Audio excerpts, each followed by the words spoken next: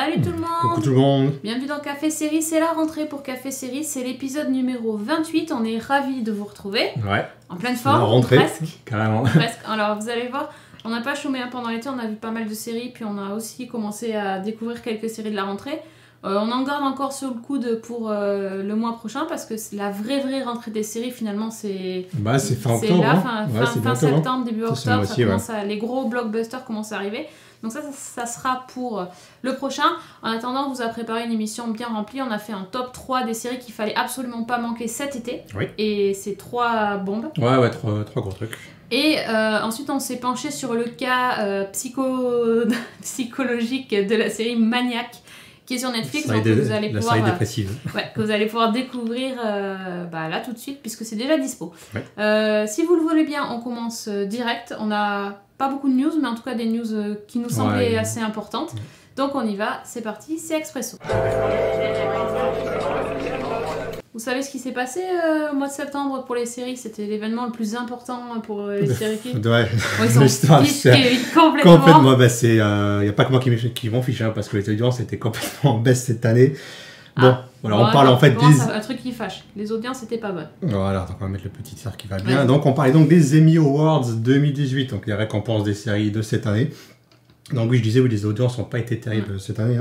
Donc la cérémonie a été présentée par le duo Malke Che et Colin Jost, c'est donc les présentateurs du Saturday Night Live également, et scénaristes en chef. Donc ça récompensait plein de séries qu'on aime, et ça reste le principal quand même. Non, pour une fois, c'était pas une série où on n'est pas content des récompenses, parce que là, pour le coup, c'était... il y a eu plein de choses sympas. Donc du coup, c'est quand même la grande gagnante de l'émission. De la cérémonie, c'était Game of Thrones. J'ai envie de dire comme souvent, voilà. Et puis il a décroché quand même 9 statuettes. Pour plein de choses, mais surtout il y a eu un Emmy Award pour Peter Dinklage, alias Tyrion. Bon, quand même, c'est un super acteur et un super personnage. Bah oui, c'est des poids lourds de la série. Voilà, c'est vraiment mérité. En fait, moi, ce qui m'a fait le plus plaisir, finalement, c'est pas Game of Thrones, parce qu'on s'y attend, et puis c'est un peu presque facile, en fait, de donner à Game of Thrones. C'est moi, côté comédie, j'étais ultra ravie, parce que, en fait, c'est la série The Marvelous Mrs. Maisel qui a remporté l'Emmy. Et c'est ultra bien quand même, c'est quelque chose qui est parti comme une petite série confidentielle en fait souvenez-vous, on vous en a parlé et c'était sur Amazon, et ça peut être encore d'ailleurs je pense, et c'était une super série, moi j'ai adoré, et ils ont raflé plein de statuettes, donc la meilleure série comique, et aussi il y avait le meilleur pilote et la meilleure actrice. Voilà. Parfait. Et second rôle, je crois. Meilleur second rôle. Ouais, bah oui. Donc forcément, là, c'était... franchement, j'étais ravie. Bon, après, il faut dire que niveau comédie, c'était pas non plus la catégorie des poids lourds. Quand on voit dans les catégories drama, il y a... les dramas, à chaque fois, il y a 10 000 trucs. Bon, comédie, c'était un peu moins... mais il y avait quand même du lourd. Moi, quant à moi, ce que j'ai noté, c'est The Americans, qui a été récompensé à travers Matthew Rhys, qui est donc récompense du meilleur acteur d'une série dramatique. The Americans, donc qui s'est conclu il y a quelques mois, et qui est une série que j'adore, mais vraiment que j'adore, et la dernière saison était magnifique. Donc je suis vraiment content qu'ils aient une récompense. J'avais peur justement à cause de Game of Thrones et d'autres séries qui soient snobées, comme beaucoup de séries. Parce que l'audience, ça reste quand même un peu confidentiel de The Americans. Ils ont eu un meilleur acteur. Ils ont eu un meilleur acteur pour Matthew Rhys, alors qu'ils auraient pu avoir beaucoup plus que ça, mais bon, on va déjà se satisfaire de ça. Moi, justement, on parlait de comédie. Donc il y a eu 2 Emmy Awards qui m'ont intéressé moi pour la comédie. Il s'agit de Bill Hader pour la série Barry dont on va parler après, et également de Martin Winkler, Henry Winkler pour la série Barry dont on va encore parler tout à l'heure. Ne vous inquiétez pas, c'est un peu un teasing. Attention, si vous n'avez jamais entendu parler de Barry, c'est un peu normal. Personne n'en a vraiment parlé, et nous on va vous en parler tout à l'heure. On est très content pour ça. C'est clair. Quoi d'autre à dire? Bon, après, si quand même la meilleure actrice pour Claire Foy, c'était celle qui jouait la reine Elisabeth dans The Crown. Quand même. Elle était au-dessus. Et puis bon. Et il y avait Elisabeth Moss aussi. Elisabeth Moss, elle peut l'avoir l'année prochaine. Alors que Claire Foy, elle a fini. Elle a fait ses 2 saisons de The Crown. C'est pour ça. Elle est remplacée, donc c'est sûr que bon. Mais non, elle a largement mérité. En plus, elle s'est fait avoir, elle a été payée moins que son partenaire. Oui. Donc au moins, elle a eu un Emmy. Alors que pourtant, c'est elle qui règne. C'est clair, c'est quand même elle, la reine Elisabeth. Donc, C'était la star de la série. Hein. Non, mais ça, c'est... Bref, passons. Passons. C'est le sujet qui fâche.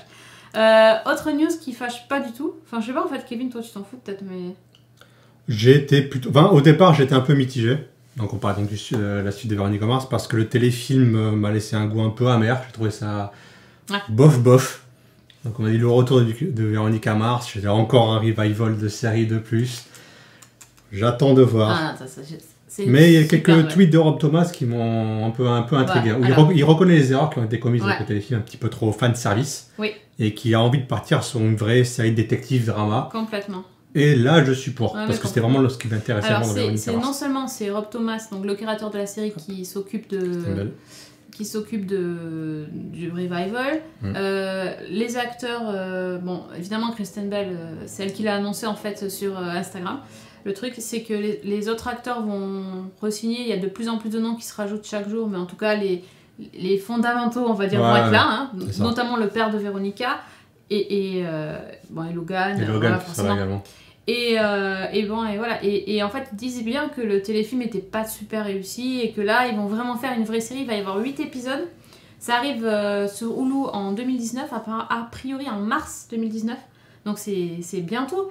Et ils vont aussi remettre du coup les anciennes saisons de Véronica Mars dispo pour ceux qui veulent, pour les voir. Et enfin, je pense que ça va être bien. Ils vont vraiment repartir sur le fait qu'elle enquête parce qu'elle va être détective. Elle va enquêter avec son père. Ah, ça c'est bien ça. Et les premiers trucs qui tournent, c'est que ce serait une histoire de serial killer. Bien. Yes. Donc ça va être bon. J'aurais bien une date en France, en revanche. Maintenant qu'il y a beaucoup de séries en US plus 24. Ouais, je sais pas. Je sais pas trop. Je sais que c'est OCS généralement qui diffuse des séries Hulu. Mais Véronica Mars, pas de nouvelles. Non, pas de nouvelles. Chaussette a dit j'aimerais bien me faire un marathon avant. Mais moi aussi. Bah, pareil, j'aimerais bien que ça soit disponible.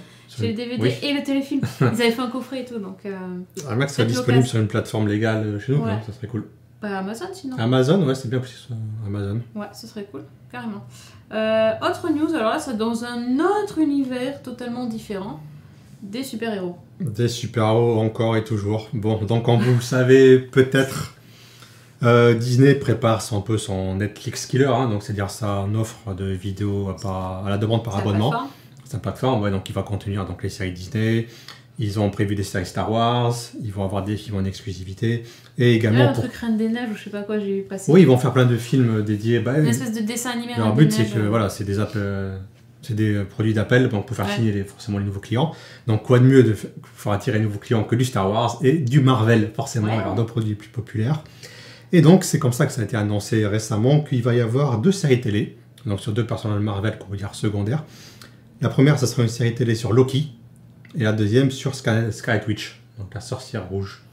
Moi, pas qui c'est, moi, Scarlet Witch, en fait. Si, c'est celle qui est dans Avengers. Ah, c'est... Ah, d'accord, c'est Scarlet Witch. Ok, Scarlett Johansson. Ou non, rien à voir. Non, rien à voir. Ah bon, ok. J'ai arrêté les super. Voilà, donc bon, ça sera des mini-séries, donc à épisodes limités, donc qui parlent entre 6 et 8 épisodes par saison. On dit que le budget sera conséquent. Bon, Disney a des moyens colossaux derrière. Ouais. Donc forcément, pour attirer du monde, ils vont mettre le paquet là-dessus. Mais ça veut pas dire qu'ils arrêtent les Marvel chez Netflix, en fait, parce qu'ils ont les droits quand même. Mais je crois que c'est des droits pour une certaine période de temps. Certaine période. Defenders, par contre, apparemment, c'est mort. Hein. Ouais, non, mais c'est mort surtout parce qu'en fait, ils peuvent pas faire d'autres séries en parallèle. Que ça monopolise tous les acteurs en même temps. Donc, ils préfèrent faire 4 séries en parallèle plutôt qu'une série en même temps. Bon, petit personnage, j'attends de voir. Hein. Je sais pas trop s'il y a le potentiel. Autant j'adore le personnage de Loki, mais je sais pas s'il y a un potentiel pour faire une série. Bon. On va suivre, on va regarder. On va suivre, on vous tiendra au courant. De toute façon, fin 2019, on a le temps de revenir 10 000 teasers. Il y aura déjà 6 films Marvel sortis. C'est ça, exactement. Bon, ça c'est dans longtemps. Maintenant, retour dans le passé, parce que cet été, il y a eu des bijoux. Niveau série, franchement, avant l'été c'était mort, mais maintenant ça arrête pas. Et en plus, c'était pas forcément des séries qui ont eu beaucoup de battage médiatique ou qui étaient des grosses marques et qui sont arrivées. Franchement, c'était 3 séries. fallait vraiment les voir. Donc si vous les avez ratés, ben, c'est le moment de prendre des notes parce que vous allez certainement vouloir les rattraper. Donc c'est notre top 3 des séries de l'été. Alors la première, donc c'est la fameuse Barry. Barry, c'est le nom d'un tueur. D'un tueur à gage. Exactement. Tueur à gage qui s'appelle Barry, ça fait pas rêver, mais c'est un petit peu ça. En fait, Barry, lui, c'est un ex-marine qui il est tueur gage, c'est sa reconversion. Sa reconversion professionnelle, voilà. C'est tueur à gage, donc il tue des gars pour les mafias de toutes sortes, les mecs les plus louches de la terre. Et il est super bon à ça. Hein. C'est un super tueur à gage. C'est un super tueur à gage. Bon, le truc, c'est qu'à un moment donné, on lui donne comme mission d'aller dégommer un gars qui a commis des infidélités, et c'est juste un petit mec comme ça à Los Angeles qui prend des cours de théâtre. Et donc il arrive, il essaye de s'incruster un petit peu dans le cours de théâtre pour connaître les habitudes du gars et le tuer. Sauf que ça se passe pas du tout comme prévu, puisqu'en fait il tombe, on pourrait dire amoureux en fait, du théâtre. De la théâtre. Et de la fille. Il y a la fille aussi. De la grande scène. Et de la scène. Voilà, en fait il se découvre une passion pour le théâtre. Et donc ce mec qui est là, qui est un tueur, un pire tueur, tout d'un coup il a envie de faire partie de cette troupe et de déclamer du Shakespeare. Ouais, il a envie de changer en fait. Voilà. C'est ça, il dit peut-être que je suis pas censé être un tueur, que je suis peut-être bon pour faire autre chose, et donc voilà, il va sortir dans le théâtre. Voilà. Il va monter sur les planches. Et c'est la révélation. C'est complètement la révélation.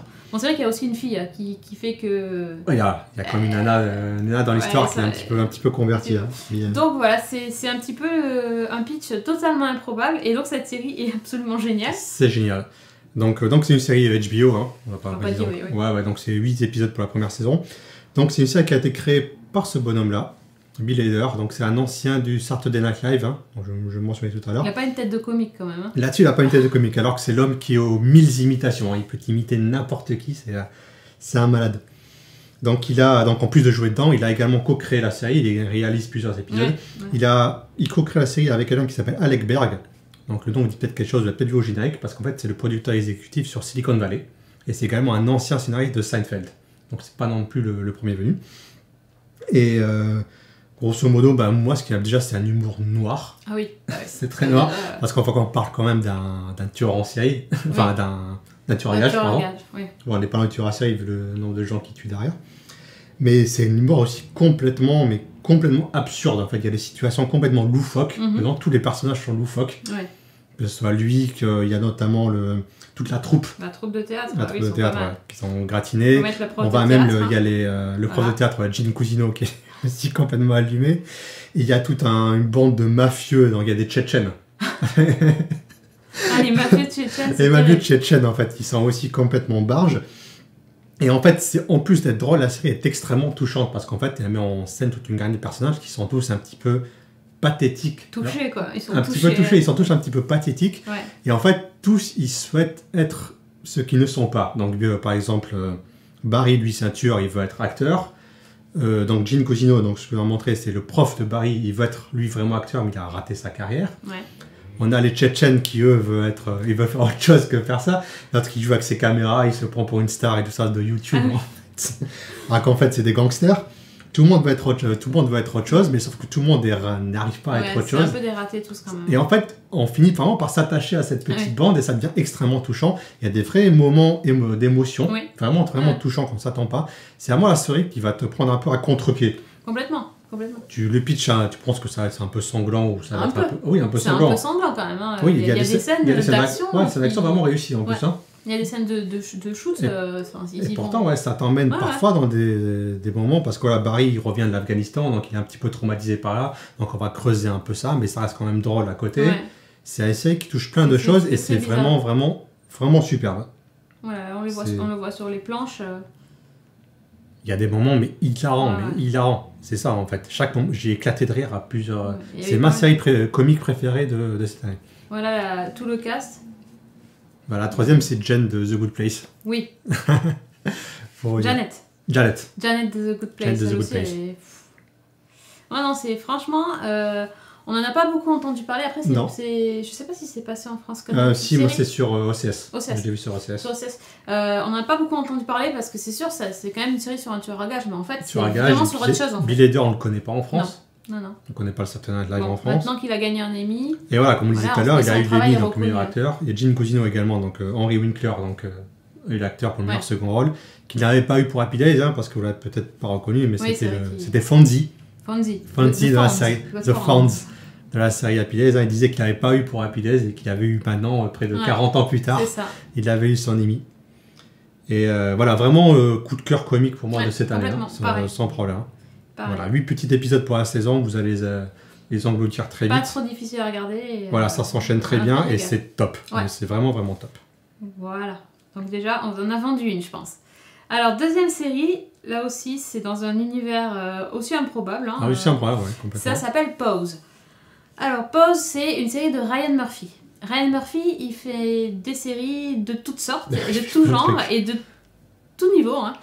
Ça passe de Glee à American Horror Story. Voilà, enfin, il y a un peu de... Oui, il a fait American Crime Story. American Crime Story, ouais, enfin, il fait 10 000 trucs. Plein de trucs. Nip Tuck. Il avait fait Nip Tuck, il avait fait... Bref, vous voyez, le gars, avec deux actrices, là, j'ai oublié comment ça s'appelle. Ah oui, exact. Qui était top également. Ouais, c'est vachement bien ça. Enfin, c'est toujours très varié. Bref, c'est varié. Donc celle-ci, elle date de juin et c'était sur FX. Alors c'est quelque chose que vous n'avez jamais vu en série télé avant, je pense. Ça se passe à New York dans les années 80. Et donc, ça met en scène des personnages qui sont trans et qui en fait vivent ensemble, cohabitent, parce qu'ils sont rejetés par la société. Oui, surtout que New York années 80, c'est en plein période du boom du sida, avec la découverte des tests de la séropositivité, en tout cas le moment où on en parle beaucoup. Et donc toutes ces femmes qui vivent ensemble habitent dans des espèces d'appartements qu'ils appellent des maisons. Et un peu comme dans Harry Potter, en fait, il y a des différentes maisons et ils font des concours, des balles en fait. Et donc les balles, ce sont des espèces de défilés, danses chorégraphiées, dans lesquelles elles s'habillent dans des thèmes imposés et c'est à celle qui sera la plus glamour, la plus pailletée, la plus belle, la plus... Parfois c'est le plus viril, ça dépend des parce catégories. Il y a des thèmes particuliers, ils vont s'habiller en costume normal par exemple ou en militaire. Voilà, c'est ça. Très très varié, très étrange. Et donc dans ce monde-là, en fait, on suit plusieurs personnages qui ont envie d'évoluer, de changer et qui ont des rêves et qui essayent de les réaliser et qui évidemment, vu qu'ils ont quand même un statut assez compliqué, ont beaucoup de mal, surtout qu'il y a pas mal de personnages qui sont confrontés au sida, donc c'est aussi une série très grave. Alors c'est à la fois en fait une série très colorée et très fun, quand on les voit danser. Alors la mode c'est le voguing, c'est la danse à la Madonna. Exactement. Voilà, comme dans le clip de Vogue. Donc c'est très c'est hyper fun à regarder et c'est presque comme dans un spectacle de cabaret. Et puis après tout d'un coup on vous parle du sida, on voit des personnes atteintes du sida qui sont à l'hôpital, on voit des gens qui font leur coming out et qui sont rejetés par leur famille. C'est très dur ça. Il y a des choses absolument terribles et c'est vrai que on les suit, ils sont flamboyants et en même temps ils sont hyper touchants. C'est quelque chose de... Enfin moi j'ai jamais vu une série comme ça. Moi non plus, j'avoue que sur le papier c'était pas une série franchement qui me branchait, j'avoue la culture Vogue des années 80 c'est pas forcément mon kiff, mais il y a un truc qui se passe, l'écriture est tellement bien en fait qu'il y a une espèce d'attachement qui s'opère avec les personnages mais quasiment instantané, parce qu'on les voit, on voit toutes les épreuves qu'ils doivent traverser, il y a une empathie qui se crée immédiatement. Et j'ai vu le premier épisode fait 1h30 grosso modo, mais on finit le premier épisode mais on est avec eux, quand même à la fin il y a un des personnages il y a une épreuve à passer, mais t'as envie qu'ils réussissent en fait. Il y a quelque chose, une empathie qui se crée avec ces personnages-là, que t'as envie de les suivre en fait. T'as envie qu'ils réussissent déjà. Ils deviennent immédiatement attachants, t'as envie qu'ils s'en sortent, t'as envie qu'ils réussissent dans la vie, t'as envie qu'ils arrivent à atteindre leurs rêves, parce que c'est une série donc, qui parle d'atteindre les rêves. Et c'est formidable, c'est vraiment formidable. Et il y a tout un autre côté aussi de cette série-là qui se passe dans le milieu de business. Oui. Parce qu'en fait, on suit un jeune cadre qui... Alors lui, il a les dents qui rayent le parquet et tout ça. Lui, on pourrait croire qu'il a réussi, puisqu'il a atteint tous ses buts. Et bien, sauf que lui, en fait, il se remet énormément en question. Et une rencontre va faire que il va changer du tout au tout. Et donc, c'est lui. Hop, voilà. Il est joué par Evan Peters qui justement avait joué dans American Horror Story. Ouais, et ça c'est sa femme Kate Mara qui était dans House of Cards. Et voilà. Et lui en fait il est à la fois dans le monde de la finance avec des requins. James Van Der Beek. Il bosse à la Trump Tower. Ah oui, il bosse à la Trump Tower, exactement. Parce que les années 80, c'était donc les grandes années fastes de Trump où l'argent clinquant, tout le monde affichait sa richesse vraiment de manière ostentatoire. C'est ça. Donc lui, il veut rejoindre soi, mais il mène un peu une double vie. Et le jour où il rencontre une des femmes de la maison, d'une des maisons, et bien, déjà il découvre quelque chose qu'il n'avait jamais vu avant, et puis en fait ça lui ouvre son esprit, et du coup tout change pour lui, tout change. Donc cette série, elle est franchement incroyable. Visuellement parlant, c'est super. C'est une tuerie. Le pilote, franchement, vous lancez les 3 premières minutes, vous avez la bouche ouverte, vous êtes là, mais comment ils ont réussi à faire ça, c'est incroyable. Tous les personnages sont rayonnants, sont fous, sont magiques, et ça parle de sujets super graves, et en même temps avec une espèce de légèreté, de second degré, donc du coup c'est pas lourd comme série à regarder. Exactement. Au contraire, c'est vraiment fun à regarder. C'est fun. C'est vachement bien. C'est vraiment vachement bien. Donc regardez encore, ça s'appelle Pause. Voilà, rien que ça. Voilà. En France, c'est sur Canal+ Série. Oui, Canal+ Série, exactement. Donc on vous conseille vivement. C'est fini les paillettes, on va passer dans un autre univers. Alors l'autre univers, j'ai envie de dire, c'est le truc le plus dark du moment. C'est que là, on est dans le costaud. Hein. Là, on est dans le costaud. Alors c'est une série HBO qui est aussi sur OCS. Mini-série en fait de 8 épisodes seulement. J'ai envie de dire 8 épisodes, ça suffit parce que c'est une atmosphère hyper pesante. Donc ça raconte l'histoire de Camille, qui est une journaliste qui sort de l'hôpital psychiatrique parce qu'elle a beaucoup de problèmes non résolus, et donc quand elle sort de son séjour en hôpital psychiatrique, son éditeur en chef lui demande d'aller enquêter sur des disparitions de jeunes filles qui se trouvent en fait ça se passe dans sa ville natale, qui est une toute petite ville du Missouri qui est arriérée au possible. Oui.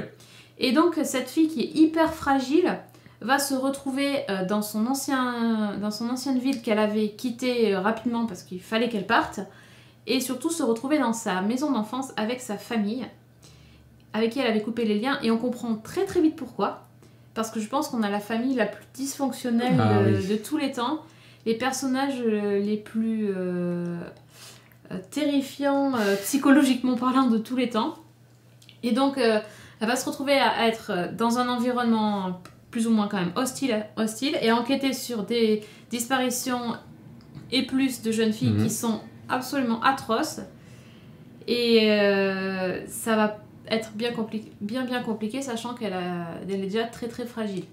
Donc cette série là, elle est difficile à regarder. Oui. Elle est très très très très noire, mais vraiment. Quand on croit qu'on a atteint le noir, on recreuse un peu, on remet du noir dessus. Et pourtant, elle est absolument géniale. Parce que c'est une ambiance qui est hyper bien retranscrite.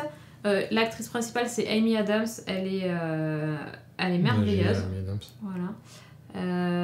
La façon dont est décrite cette petite ville est absolument fascinante. Les personnages sont fascinants mais malsains. Oui. Et l'enquête est très très prenante, puisqu'il y a énormément de rebondissements. Jusqu'au bout, on ne sait vraiment pas à quoi s'attendre. On a vu 10 000 séries avec des disparitions ou des meurtres d'enfants. 10 000. Et pourtant, ils arrivent quand même à nous surprendre. Donc là, je peux vous dire que c'est vraiment quelque chose. C'est l'enquête, elle est sur toute la saison. Vous n'allez pas pouvoir. Si vous commencez, vous allez être obligé d'aller jusqu'au bout. Oui, dans la chatroom, Chaussette nous dit c'est détective, un peu comme True Detective.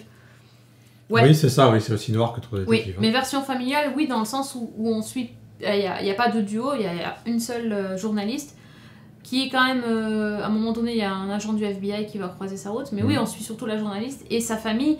Et c'est aussi intéressant le côté enquête que le côté famille, parce qu'en fait, il va y avoir des flashbacks. Et il y a eu un... je ne veux pas trop en dire, mais bon, il y a eu un traumatisme énorme dans la vie de Camille dans son enfance. On le sait dès le départ, mais en fait, on comprend pas très bien. Puis on pense qu'il n'y a qu'un traumatisme, mais peut-être qu'il y en a d'autres qui arrivent. Et petit à petit, en fait, on remet les pièces du puzzle à leur place et c'est glaçant. Mais en même temps, c'est nécessaire, quoi. C'est assez... c'est quelque chose que vous n'oublierez pas, je pense. Ça, c'est clair. Voilà. C'est marquant, quand même. Je peux que vous dire. Jusqu'au bout. Bon, ça, c'est un peu moins fun, hein, mais je sens que j'ai plombé l'ambiance, mais honnêtement, c'est vraiment génial. T'es resté juste après le générique ou pas? J'ai entendu. J'ai pas fini la saison, mais je sais qu'il y a un truc après le générique, voilà. apparemment. Il faut regarder après le générique. C'est pas un film Avengers, hein, mais d'accord. Si vous regardez pas, c'est dommage. Voilà. Je n'en dirai pas plus. Stop. Voilà. Ça, c'est pour vous plomber le moral après pause et après Barry. Trop de paillettes, ça va plus. Un peu de dark, un peu de trucs. Bon. Ok, bon, ben je pense qu'avec ça, vous avez déjà de quoi rattraper. Et si vous êtes à jour de vos séries d'été, ben bougez pas, parce que là tout de suite, on a une des séries de la rentrée en tout cas, et ça s'appelle Maniac. Alors, Maniac, ça vient de chez Netflix, on a mis... Ah, pardon. On met le petit titre. Le titre. Maniac, c'est sur Netflix, vous avez peut-être vu passer... Ouais, c'est sorti. C'est sorti depuis vendredi dernier, je crois, si je ne fais pas de bêtises. Hein. C'est vraiment tout récent. Ouais, donc c'est la série un peu. Bah, c'est la grosse série Netflix du mois, grosso modo. Hein. On dirait un peu une affiche de Robert Altman, de Shortcuts. Ouais, complètement, ouais. Donc vraiment, ouais, c'est plus que la grosse série, c'est le blockbuster série Netflix de septembre, hein, parce qu'ils ont mis les petits pas dans les grands. Il y a 2 stars américaines au casting, donc il y a Emma Stone et Jonah Hill. C'est réalisé et co-créé par Gary Fukunaga. Gary Fukunaga, c'est le réalisateur derrière la première saison de True Detective. Hein. Voilà, on y vient. Et c'est également le réalisateur du prochain James Bond. Rien que ça. Rien que ça. Donc c'est quelqu'un qui sait manier la caméra. En quelques mots, enfin même plus de quelques mots, je pense. A, B, C, je crois, non? C'est ça? Alors, comment présenter Maniac? Donc ça se déroule dans on va dire un présent alternatif. Ouais. Ou grosso modo, donc c'est un univers de SF, mais dont la technologie un petit peu aurait été un peu extrapolée à partir de celle des années 80. Donc par exemple, vous avez vu sûrement plein de films de SF des années 80, où donc ils ont par exemple des gros boutons, des écrans cathodiques et tout ça. Et bien en fait, c'est maintenant 2018, mais avec cette technologie-là, par exemple. Oui, par exemple, oui, c'est ça. C'est futuriste, rétro. Très futuriste. Rétro-futuriste, c'est ça. Moi, ça m'a beaucoup fait penser à Alien. Parce que dans le futur, et pourtant ils ont encore les écrans, un peu les vieux Commodore, les vieux IBM, et en fait ils en retrouvent ça également dans la série. Donc là-dedans, on va suivre 2 personnages. On va suivre Owen, donc, qui est incarné, sud-droite, incarné par Jonah Hill. Donc c'est quelqu'un qui est dépressif, avec des tendances schizophrènes. Ça se voit pas du tout sur la photo. Hein. Absolument pas, là il transpire la joie. C'est également, en fait, c'est le dernier fils d'une très très grande famille, très très riche. Oh, pardon. Oui, très très conne également. Et voilà, ça a toujours été un peu le souffre-douleur de la famille. Mais voilà, il vient de se faire virer de son job. De l'autre côté, nous avons Annie. Je remets. Tu remets Annie. Oui. Voilà, incarnée par Emma Stone. Annie, donc elle est accro aux pilules. Et également, elle cache un traumatisme qu'on va découvrir au cours de la série. Et en fait, voilà, ces 2 personnes vont se rencontrer au cours d'un test clinique d'un nouveau médicament. Donc, qui est censé en fait guérir la dépression et guérir tout un tas de troubles mentaux. Et grosso modo, remplacer la thérapie. Donc on n'aura plus besoin d'aller chez les psychiatres. Il suffira donc de suivre ce traitement médicament. Et au moment, on est guéri derrière. Donc ces 2 personnages vont donc suivre cette première expérimentation. Alors, je vous montre la tête de ceux qui font les expérimentations. Voilà.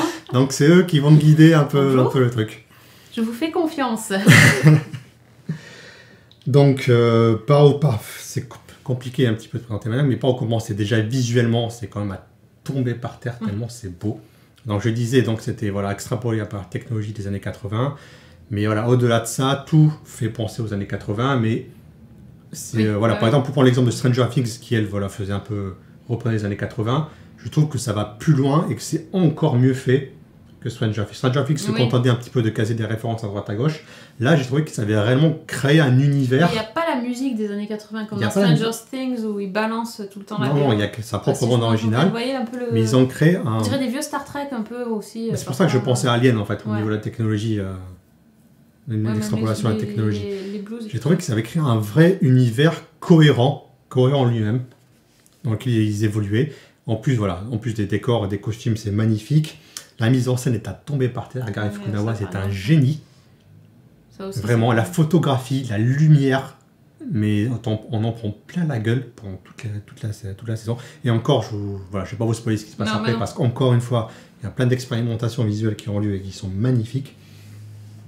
Et au milieu de tout ça, comme on dit, donc on va évoluer avec ces personnages-là.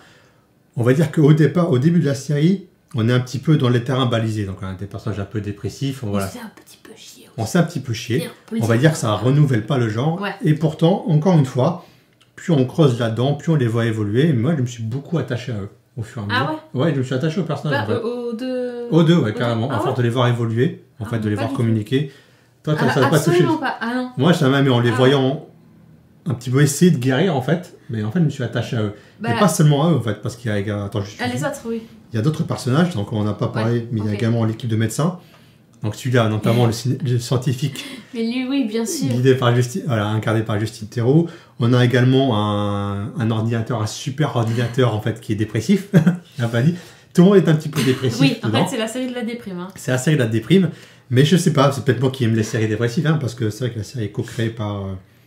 Patrick Somerville, donc, qui avait bossé sur The Leftovers, donc par la série dépressive The Leftovers. C'est ça. Déjà, elle se pose là. J'adore The Leftovers, mais là, c'est...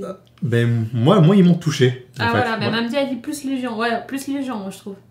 Légion, dans le côté, en fait, tu comprends pas trop ce qui se passe. Oui, mais Légion est quand même beaucoup plus barré que Maniac. Légion est plus psychédélique, on va dire. Plus psychédélique. Mais au niveau du découpage, de l'action et de ce qui se passe, moi, j'étais perdue comme dans Légion, en fait.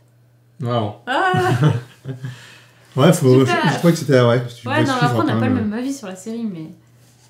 Enfin, il y a des choses sur les... Je suis d'accord sur le visuel, hein. Ouais. Mais t'es pas la seule à m'avoir dit que les gens n'avaient pas accroché au personnage, en fait. Ouais, parce qu'en fait, Owen, il est dépressif, mais du coup, il est dépressif tout le temps. Et... bien sûr. Mais du coup, c'est hyper difficile de s'attacher à quelqu'un comme ça. Parce qu'en fait, on voit pas ses côtés... oui, c'est vrai qu'il est sur il a un seul ton. Donc, du coup... Voilà, c'est hyper j'ai trouvé hyper difficile de s'attacher à ces personnages-là, justement. Et plus aux médecins, en fait, finalement, j'arrivais plus à être intéressée par ce que disaient les médecins que par les patients. Donc, pourtant, Annie, tu vois vraiment le traumatisme. Ouais. Après, non, moi, je me suis mis un peu à sa place. Hein. Enfin, je vois sa famille de cons qui se traînent. Et tu vois les anecdotes et tout ça. Je pense que c'est en fait le truc de la famille de Owen, c'est tellement too much. C'est vrai que c'est un peu too much au départ, parce qu'il y a beaucoup de choses. Parce qu'on l'a pas dit, mais grosso modo, son frère est accusé de quelque chose et on lui demande de mentir pour son frère au tribunal. Donc c'est vrai que ça rajoute en plus une couche supplémentaire. Oui, et puis la façon dont physiquement les frères sont, et que lui il ressemble à rien, non, c'est pas ce que je veux dire, il ressemble à aucun membre de sa famille. Le gars il est même pas sur le portrait de famille tellement il est pas... c'est drôle là. Mais voilà, et j'ai trouvé que c'était trop en fait, et du coup j'ai pas réussi, je me suis dit mais j'ai pas l'empathie pour ce personnage parce que c'est pas possible une famille comme ça. C'est un truc comme ça. Et aussi le fait que cette série elle est bizarrement construite, parce qu'il y a quoi, 8 épisodes on a dit, ou 10, je sais plus. 8 ou 10 10. Il y a 10 épisodes. Alors le premier, on se centre un peu sur Owen. Oui. Le deuxième, on se centre sur elle. Oui. Et seulement au troisième, il se rend compte... il y a une vraie interaction. Oui. Donc c'est hyper long à se mettre en place. Alors après, c'est sûr, les interactions avec les deux sont intéressantes et il se passe des choses qui font que... après, ça varie. Donc, mais j'ai trouvé que les deux premiers étaient une espèce d'exposition méga longue. Et je pense qu'ils auraient pu faire... ou en alternant, ou faire un épisode, ces 2 épisodes, les mettre en un, et lancer vraiment l'histoire. Je trouve que ça met trop de temps à démarrer. Alors que moi, justement, j'ai aimé que ce soit séparé. Parce qu'au départ, on a le point de vue de Owen.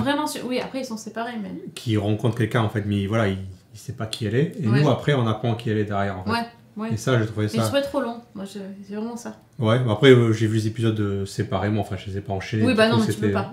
C'était peut-être plus simple comme ça. Je pense pas que ça soit une série mais moi, non, j'ai aimé en fait être plongé, justement, que ce soit séparé, être plongé dans la vie de chacun d'eux, en fait, et ne pas être parasité, en fait. Ah oui, moi j'ai trouvé trop par autre chose, en fait. Ouais, je comprends. Surtout pour Annie, en fait. Pour Annie, oui. Ouais, je comprends. Après, c'est vrai que ça change en fait de ce qu'on présente d'habitude, justement, on les présente en parallèle. Il y a plus de rythme, mais là c'était hyper long et voilà, franchement je me suis ennuyée sur les 2 premiers. Après c'est vrai que quand on arrive en fait à l'essai clinique, parce qu'ils sont là pour l'essai clinique, c'est intéressant comment ça se passe, mais en même temps il y a des choses bizarres qui se passent. Alors il y a des scènes... J'aimais le bizarre. Ouais, toi t'aimais le bizarre. Il y a des scènes trop bizarres pour moi. Là on était partis sur...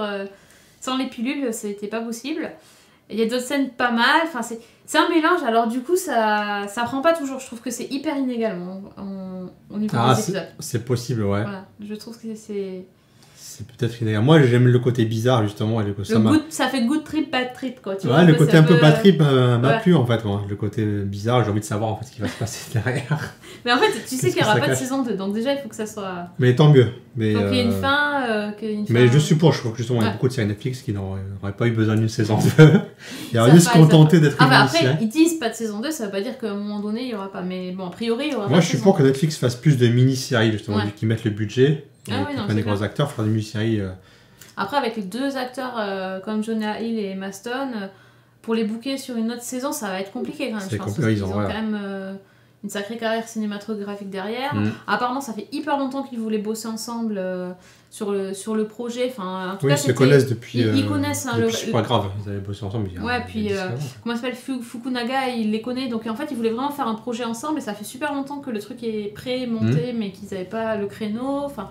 C'est un projet de longue date, donc on se dit, bon, il a été quand même fait pour une certaine durée, il faut que ça se termine et qu'après il n'y ait pas autre chose derrière. Ça va être compliqué. En plus, Fukunaga, il fait James Bond qui doit sortir lui, il fait James Bond. Dans 1 an et demi, je crois, donc déjà, c'est mort pour eux. C'est ça, mais bon... Bon, je pense qu'il faut... Après, il faut voir. Il faut regarder, il faut se faire... Parce que c'est quand même une expérimentation. Ouais, c'est très expérimental, mais c'est ça aussi, moi, qui m'a plu, c'est que ça essaie plein de choses différentes. Après, c'est vrai que ça ne les reste pas toujours, comme tu dis. On dit que c'est cinématographique ou... C'est complètement cinématographique. C'est ça, en fait. On est vraiment dans la volonté de Netflix de faire ce qu'ils appellent les films de 10 heures, un truc comme ça, me semble qui d'habitude est un peu relou. Ouais. Autant là, ça peut le faire. Mais justement, ça peut le faire si ça reste qu'une saison. On se limite à ça. Oui, moi, je trouve qu'il y a trop de côté visuel par rapport au côté histoire, en fait. Le visuel prend complètement le plat. Ouais, je suis d'accord. Voilà. Le visuel prend complètement le pas sur l'histoire. Donc on est plus côté cinéma que côté série. Oui, c'est vrai que c'est une approche plus cinématographique et plus un médium plus de réalisateur, alors que la série c'est plus orienté scénariste, plus écriture. Plus construction de l'histoire et des personnages. Oui, voilà, c'est plus dans l'écriture. Voilà. Alors que là c'est plus visuel, mais il y a beaucoup d'expérimentation. Et voilà, bon, c'est à vous de faire votre idée après. C'est à voir parce que ça... Il y a des trouvailles, il y a des choses à voir. Après, c'est vrai que vous risquez peut-être de vous ennuyer, ça dépend comment vous voyez la série. Ça dépend de la façon dont vous apprenez le truc. Voilà, exactement. Ouais, c'est ça. T'as bien résumé le truc. De toute façon, vous le saurez assez vite. Vous verrez 2 épisodes si vous vous ennuyez. C'est ça. Ça va pas trop de continuer. Mais si vous êtes intrigué, ça vaut le coup un peu de persister. Si vous aimez un peu le bizarre, il y a plein de trucs bizarres. Oui, voilà, c'est ça. Il y a plein de trucs bizarres. On est bien d'accord. Ça sera exactement. Ok, voilà. Bon, en fait, on a fini déjà. T'as vu ? On a fait ça en durée de moyenne d'un épisode de série. Pas un épisode Netflix, parce que Netflix, ils respectent rien. Il y a des épisodes d'ailleurs de 25 minutes dans Maniac. Comment tu peux passer une heure après 25 minutes c'est un peu étrange. C'est ça, ils respectent rien, je te dis. C'est pas coupé comme une série, ça va pas du tout. Ça va pas du tout. Bon, en tout cas, on espère que vous avez trouvé de quoi satisfaire votre besoin de série. Ouais, voilà, plein de séries différentes, je pense que voilà. Chacun trouvera ce qui lui plaît là-dedans. Après là, on va se lancer sur les nouveautés qui arrivent tout de suite, qui ont à peine commencé là. Il y a plein de choses qui... En tout cas, moi, j'ai relevé plein de choses qui m'intéressent.